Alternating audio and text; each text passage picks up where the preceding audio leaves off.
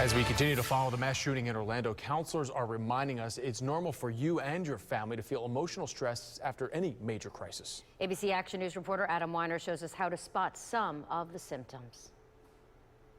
Even here at ABC Action News, we're talking about the indirect exposure from trauma. Covering all this bad news takes a toll on us as well, and we're also trying to be mindful of how what we report affects you, the viewer, at home as well.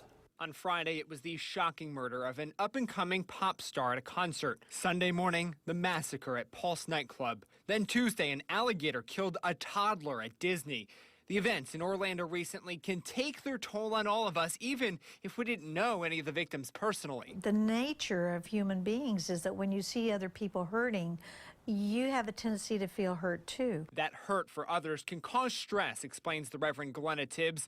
Tibbs is a licensed mental health counselor and says that extra stress can even trigger what's called secondary PTSD. And all of a sudden we find ourselves feeling out of control.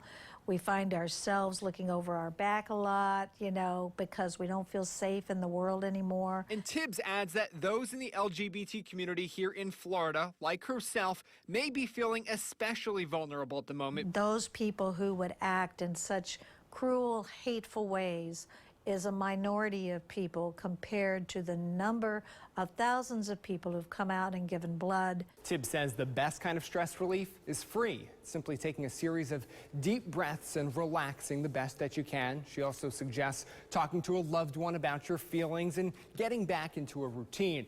But if you're still feeling down several weeks later, she suggests finding a local resource like the Crisis Center of Tampa Bay or simply calling 211. We've got more information on that and more on abcactionnews.com. I'm Adam Weiner. Back to you.